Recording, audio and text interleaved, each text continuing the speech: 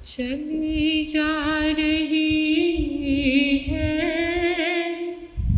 उम्र धीरे धीरे, चली जा रही है उम्र धीरे धीरे। पल पल यूं आँखों पहर धीरे धीरे, पल पल यूं आँखों पहर धीरे धीरे, चली जा रही है उम्र धीरे धीरे, चली जा रही है उम्र धीरे धीरे, चली जा रही है उम्र धीरे धीरे।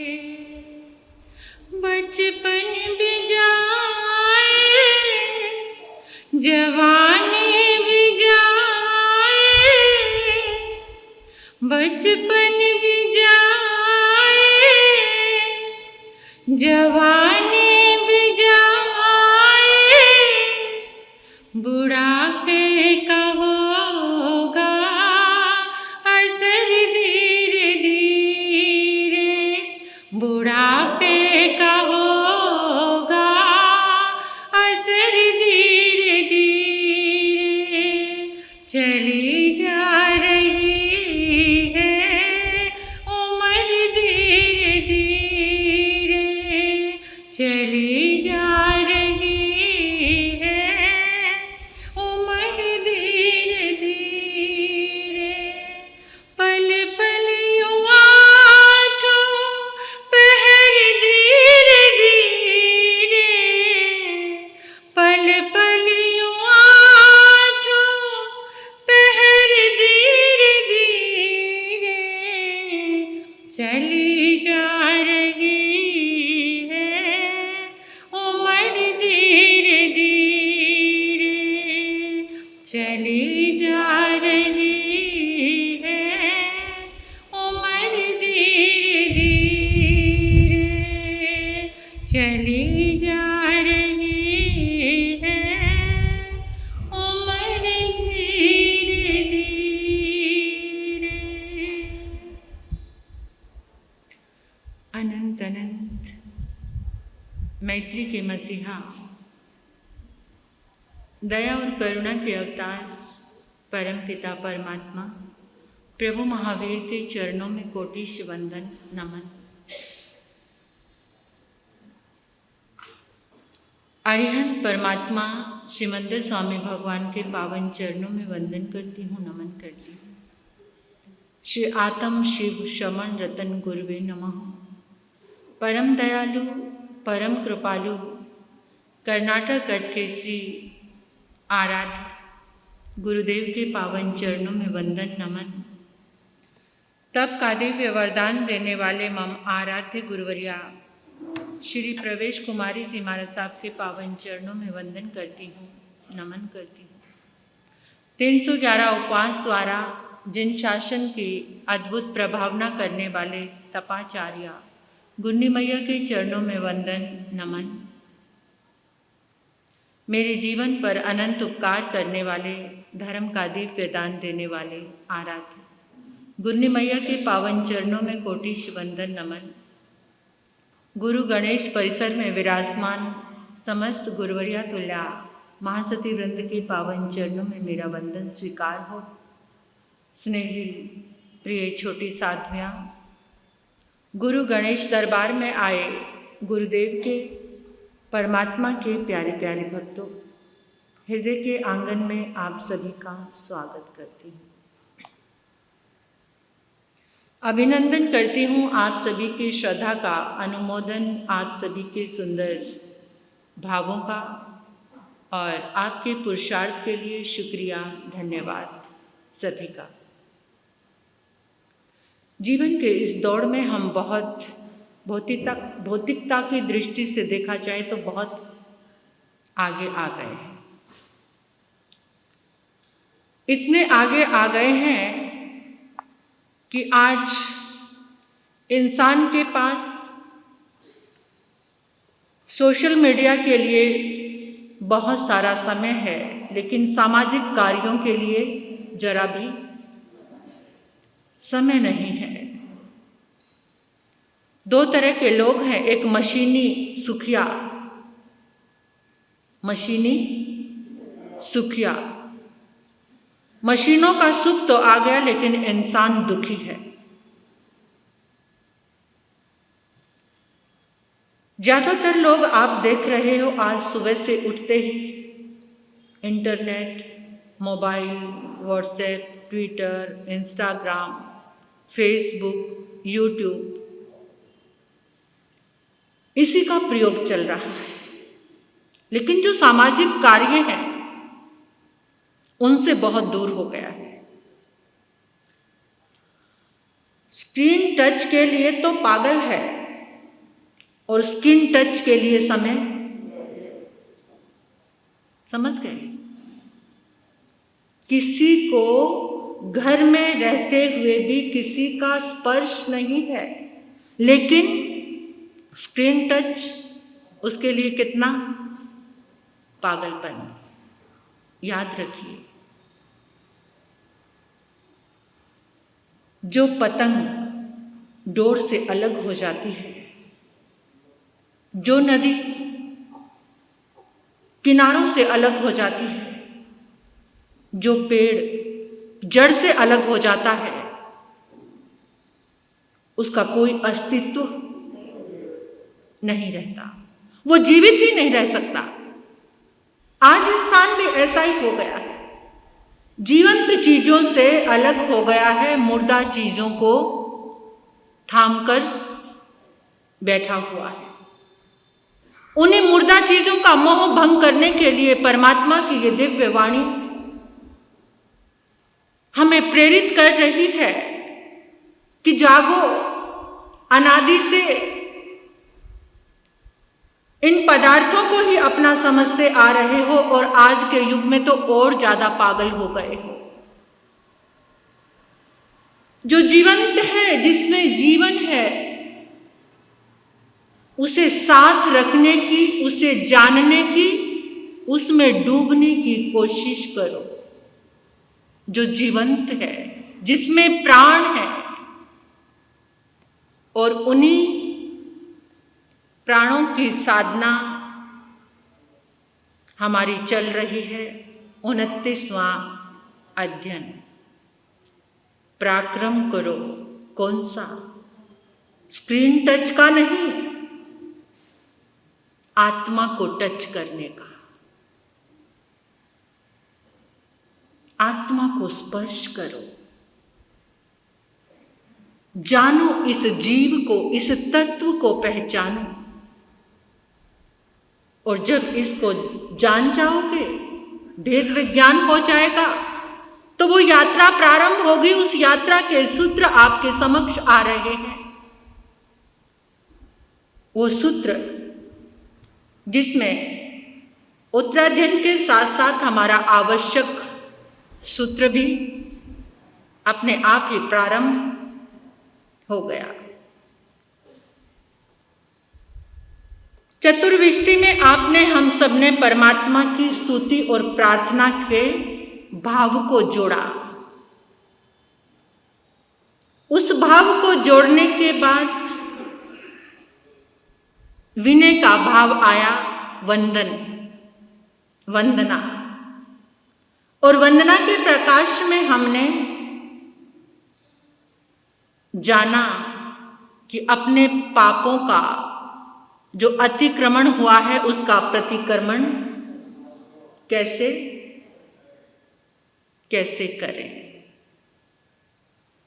और प्रतिक्रमण के बाद आज कौन सा आवश्यक? आज 5वां आवश्यक है, जिसका नाम है कार्य। अनशन तप ही आज इंसान को तप लगता है, लेकिन याद रखो,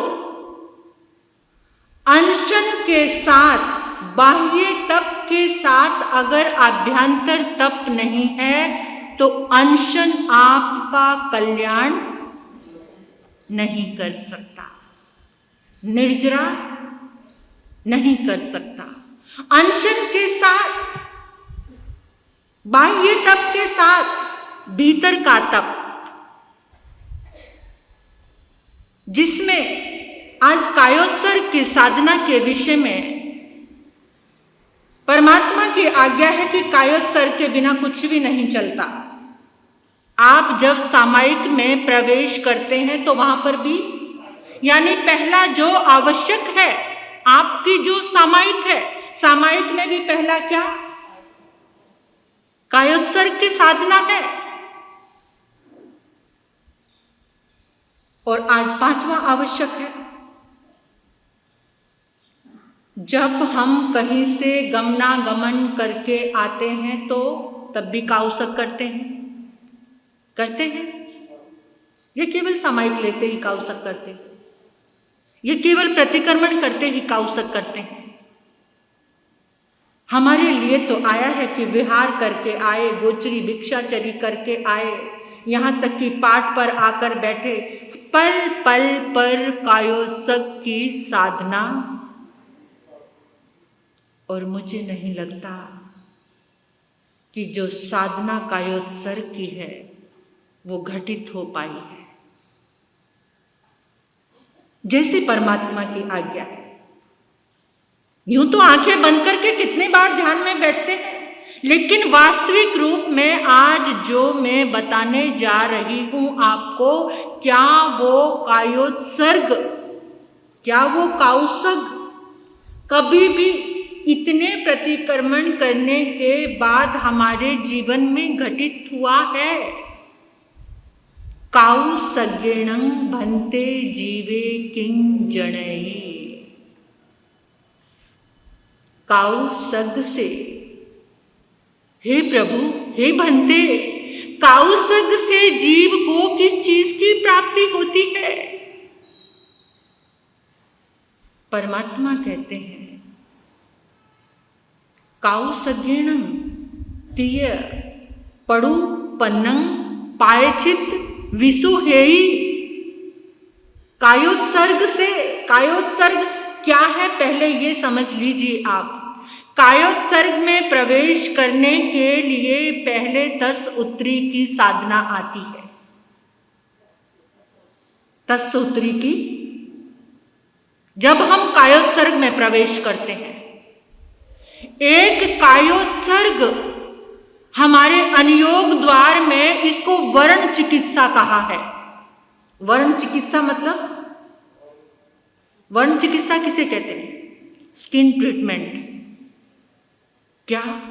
जब हमारी स्किन में, शरीर में कोई घाव हो जाता है, फोड़ा हो जाता है, तो उस पर क्या किया जाता है? ड्रेसिंग की जाती है, मरहम लगाया जाता है, दवाई लगाई जाती है उस घाव को मिटाने के लिए। अनुयोग द्वार में परमात्मा ने, आचार्यों ने कहा कि ये वर्ण चिकित्सा है। जिस समय हमने चतुर्विध साधना की, प्रभु की स्तुति की, 24 तीर्थंकरों की, उसके बाद हमने वंदना की, वंदना के बाद हमने प्रतिक्रमण किया, लेकिन कुछ दोष ऐसे हैं, सावधान रहने के बाद भी प्रमाद के कारण जो अंदर ही पड़े रहते हैं, वो घाव बनते रहते हैं। क्या बनते रहते हैं? वो घाव बनते रहते हैं। उन घावों को कायोत्सर्ग के द्वारा मिटाया जाता है, उसका ट्रीटमेंट किया जाता है, उन अतिचारों का, उन पापों का। 10 उत्तरी की साधना करने के लिए, जब 10 उत्तरी करने नंग, क्या 10 उस आत्मा की शुद्धि करने के लिए मैं तैयार हुआ हूं। प्रायश्चित करने नंग, प्रायश्चित, विसोही, विशुद्धि करने के लिए, विसल्ली, जो शल्य है उनको 3 शल्य है ना, सब जानते 3 शल्य, माया, निदान और मिथ्या दर्शन। इन शल्य से जो घाव हो गए हैं, पावानं कम्मानं पाप करम निघाए निकृष्ट ठामे काहुसगम, उनका उन पापों को मिटाने के लिए क्या मैं स्थित तैयार हुआ हूं। लेकिन उसके लिए कहा है कि जो मैंने पाप किए, लेकिन कुछ ऐसे होते हैं कि काउसग में अपने आप जो हमारा जोर नहीं है, लेकिन वो काया का स्वभाव है, वो आ जाते हैं। क्या क्या? छींक आ गई, खांसी आ गई और उबासी आ गई। तो वो जो पाप हैं वो उनको भी जो काया के कारण कायसग में चले गए, तसुत्री का पाठ करके आप कायोत्सर्ग में चले गए, वहां पर आता है हे प्रभु ताव कायं ठाणेनं मौणेनं झाणेनं, मैं स्थित तो हो गया हूं मौन के साथ, लेकिन क्या हम मौन झाणेनं ध्यान में, और कौन सा ध्यान? उसके लिए कायोत्सर्ग में पहले आपने तत्सउत्री करने नंग को अच्छे से समझा, अच्छे से जाना। कायोत्सर्ग से जीव को किस चीज की प्राप्ति होती है, उसके लिए परमात्मा कह रहे हैं कि जो जो सूक्ष्म अतिचार लगे हैं उनका प्रायश्चित करते हुए जब तुम ध्यान में चले जाते हो तो वहां पर एक आनंद घटित होता है। वो आनंद कौन सा? जैसे कोई मजदूर भार लेकर जा रहा है, उसका भार जैसे ही उसने उतारा, जब तक सिर पे भार था तो वो क्या था? दुखी था, परेशान था। लेकिन जैसे ही भार उतारा तो क्या हो गया? हम जन्म जन्मांतरों से भार लेकर चल रहे हैं। और आपको पता है, आपने उठाया होगा कभी भार, आज तो जमाना नहीं है, लेकिन कुछ समय पहले तो ऐसा था कि भार लेकर चलते तो क्या लगता है बार बार कहीं रखने को। हम भी जब मैं छोटी थी, पात्रों की जोड़ बहुत भारी हो जाती थी तो रास्ते में कोई कोई जगह देखकर, कोई भी तरह का भार है, जब हम भार उठाकर चलते हैं तो रास्ते में बार बार उसको रखने को, यही हमारी यात्रा चल रही है जीवन की। इतना भार जहां जहां रुके, कौन सी गति में, कौन सी योनि में उस भार को लेकर रुकते, क्योंकि भार छोड़ने के लिए नहीं सोचा हमने, उसको पकड़ के रखा। कौन सा भार? 18 पापों का भार, उसे छोड़ने का प्रयास हमने किया ही नहीं और उस भार को लेकर चलते रहे और थोड़ी आगे चले, थके, फिर रखना, और जहां थके वहीं पर जन्म उसी योनि में, फिर वहां से निकले, फिर वो भार साथ में चल रहा है, फिर कहीं और उस भार को रखा, फिर जन्म, फिर रखा, फिर जन्म। लेकिन आज जो जन्म मिला है इसमें एक संकल्प करना है कि भार को हमने बिल्कुल छोड़ देना है। और जैसे ही भार को छोड़ेंगे हल्के हल्के हो जाएंगे। मजदूर जब भार लेकर आया, जैसे ही वो छोड़कर चला तो सारा पसीना पोंछकर बड़े सुकून से मुस्कुराते हुए वापस। ऐसे ही मजदूर हम भी हैं, हम भी कब से इस बोझ को ढोते हुए चल रहे हैं। तो परमात्मा कह रहे हैं, प्रभु फरमा रहे हैं कि ये जो भार है इसको कम किया जा सकता है कायोत्सर्ग के द्वारा। कायोत्सर्ग क्या? काया का विसर्जन कर देना, ध्यान में आकर काया का, बिल्कुल काया को अलग कर देना। काया को दूर खड़े कर देना, छोड़ देना। काया को हम कब छोड़ते हैं? कब छोड़ते हैं? हाँ, मृत्यु के समय छोड़ते हैं। छोड़ने की इच्छा नहीं है, लेकिन वो तो छूट रही है आयुष्य के कारण। मन ने तब भी पकड़ा हुआ है काया को, मन तब भी नहीं चाहता काया को छोड़ना। मरते मरते भी मन ने पकड़ा हुआ है, वो काया छूटी नहीं, बल्कि एक नए जन्म का सूत्रपात हो गया। क्या? जो पुरानी थी काया वो छूट गई, लेकिन मन ने उसको पकड़े रखा। कायोत्सर्ग क्या है? काया को अपनी इच्छा से छोड़ना, अपनी इच्छा से उसको अलग कर देना। उसके मोह को, उसकी आसक्ति को, जो मन जुड़ा हुआ था उस मन को उससे, जब कायोत्सर्ग में आए, अगर काया को अलग कर दिया तो वाणी और मन का मौन भी अपने आप ही हो जाएगा। इस काया को छोड़कर देखिए, लेकिन हम इससे अलग। पहले कायोत्सर्ग में आकर भेद विज्ञान करना है। क्या सूचना देनी है अपने अंतर में कि मैं अलग हूं और ये देह, मैं कौन? मेरी आत्मा अलग है और ये देह अलग है। ऐसा कायोत्सर्ग कभी हुआ है? सच्ची बता दो। शब्दों में ध्यान, कुछ बोलते नहीं हो, कुछ तो बता दो। जिसको घटित हुआ है तो वो भी बता दो कि मेरा निरंतर कायोत्सर्ग ऐसा ही चलता है।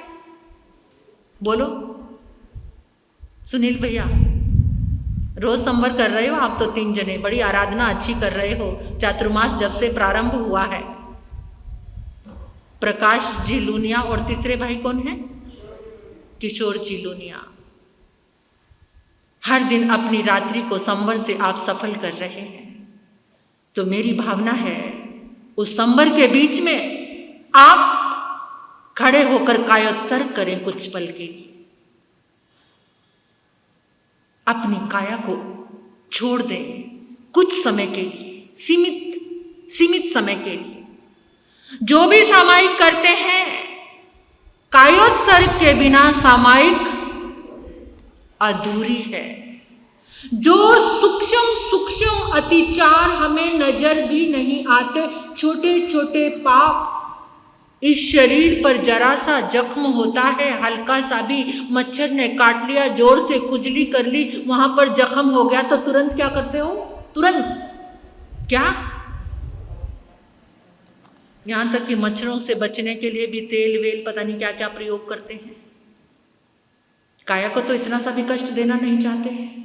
जहां पर मच्छर है वहां ध्यान नहीं करना चाहते। हमारे शिरीष मुनि जी महाराज साहब कहते हैं, एक बार जोधपुर में गए, कहते इतने मच्छर, मैंने अपना ऊपर से गाती बोलते हैं, कहते इसको भी उतार के एक तरफ रख दिया और सारे मच्छरों को निमंत्रित किया कि जिसको भी आकर। कभी कभार मैं भी गुरुदेव के समाधि स्थल पर जाकर, कभी कभार, हमेशा नहीं, कभी का भाव बताती हूँ। तो जितने मच्छर आते हैं मैं उनको कहती हूँ कोई बात नहीं, आ जाओ, जिसके साथ जैसा संयोग है आओ, जिसको भी बैठना है, काटना है, खून पीना है, जो भी करना है करो।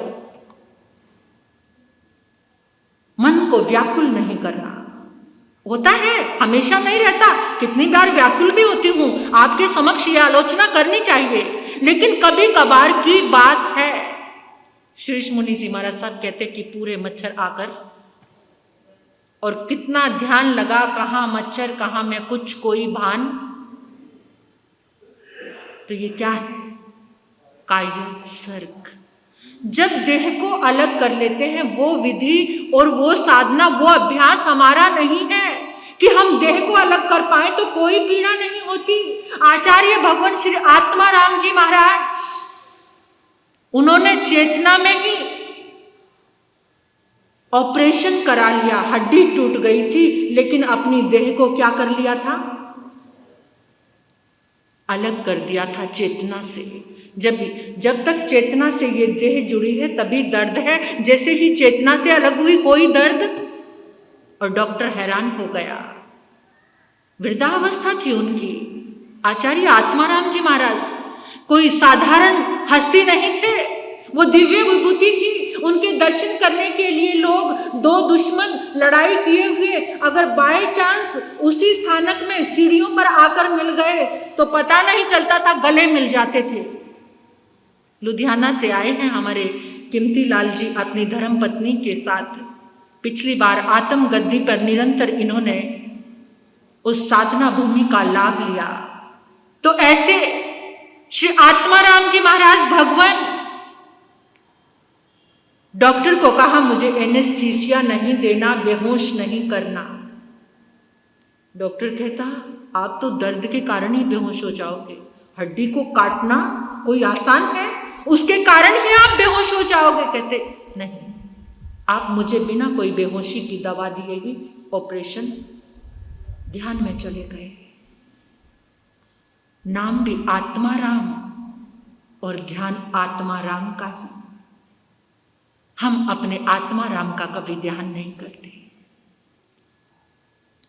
सारा दिन पदार्थों का ही ध्यान रहता है।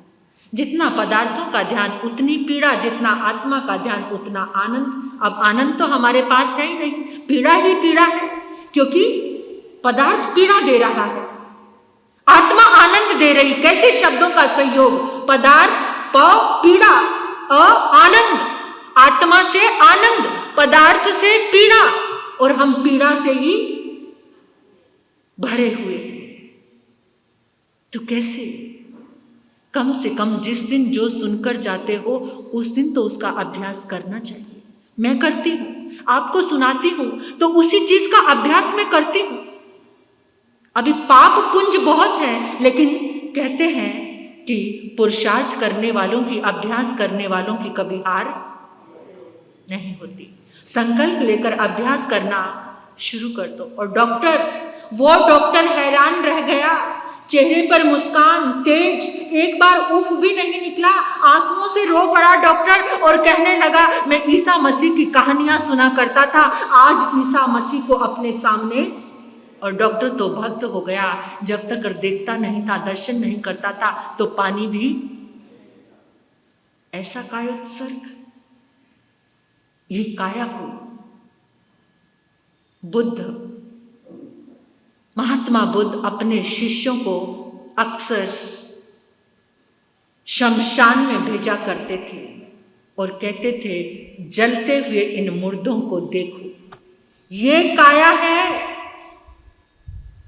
धरती में गड़ते हुए इस मुर्दों को देखो, पक्षियों से को चीर फाड़ करते हुए खाते हुए इस काया को देखो, तुम्हें पता चलेगा इस काया से अलग होना। कई भिक्षु कह देते बुद्ध अभी तो बहुत समय है मृत्यु में, अभी तो मैं युवा हूं, ये क्या दिखा रहे हो? तुम्हारी मृत्यु का दर्शन, इस काया की मृत्यु नहीं, इस काया की मृत्यु नहीं, वो मृत्यु जिस मृत्यु में पहुंचकर तुम इतना ऊपर पहुंच सकते हो, उड़ सकते हो। जब पानी 99 डिग्री पर पहुंच जाता है, गर्म करो पानी को, तो पानी की एक अवस्था ऐसी आती है कि वो भाप बनना, फिर आप उसको उसी रूप में नहीं ला सकते। वो भाप बनकर हल्का होकर क्या हो गया? उड़ गया। जब इस आत्मा में कायोत्सर्ग घटित होता है, अगर तुम 99 डिग्री पर हो तो वापस लौटकर आ सकते हो, लेकिन अगर तुम 100 पर पहुंच गए तो फिर वापस लौटकर, हमारे साथ यही हो रहा है। 99 पर पहुंचकर भी वापस लौट रहे हैं। फिर से 99 डिग्री, वो पानी फिर ठंडा हो गया, फिर उसी रूप में आ गया। हम तो 99 क्या 50% पे भी नहीं पहुंच पा रहे हैं। नहीं पहुंच पा रहे हैं।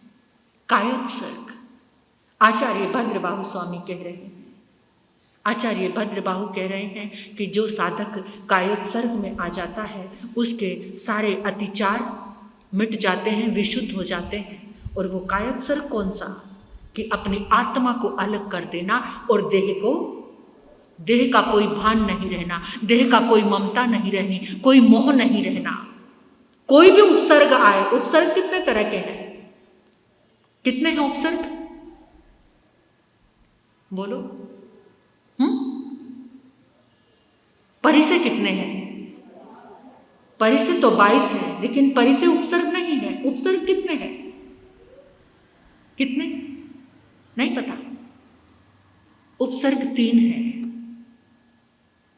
एक देवकृत, त्रियंचकृत और मनुष्यकृत। मनुष्यों के द्वारा दिए जाने उपसर्ग, देवों के द्वारा उपसर्ग, त्रियंच के उपसर्ग। परमात्मा के 12.5 वर्ष की साधना में ये तीनों उपसर्ग थे। जिस समय कायोत्सर्ग में आए, एक मच्छर आकर बैठा, उसने ध्यान बंद कर दिया और कायोत्सर्ग से बाहर, बाकी उपसर्गों की तो बात ही मत करो, बाकी की तो बात ही नहीं है। एक मच्छर कायोत्सर्ग नहीं करने देता। फिर त्रियंच के, देव के और उपासक दशांग सूत्र बहुत सारे गुरु भगवंतों ने आपको सुनाया होगा। कामदेव श्रावक, कामदेव श्रावक कौन सा उपसर्ग? कौन सा उपसर्ग था? देवकृत। सम्यक दर्शन की परीक्षा के लिए, ध्यान में डिगाने के लिए उनकी पत्नी माता की मृत्यु, टुकड़े, ये सब जानते हो ना, सब बहुत बार सुना है। कामदेव डिगे क्या?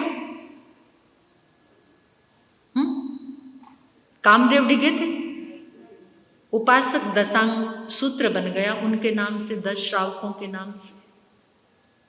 आपने कुछ नहीं बनाना, आप भी तो श्रावक हैं। हाँ, कुछ नहीं बनाना, कोई 1-2 लाइन ही लिखा लेना कि कहीं कोई स्तुति आए, कोई बात आए जालना के श्रावक की, जालना के श्रावकों में आपका नाम आ जाए, नहीं तमन्ना है। कायोत्सर्ग की साधना, घड़ी की सुई, इतने विस्तृत है ये विषय।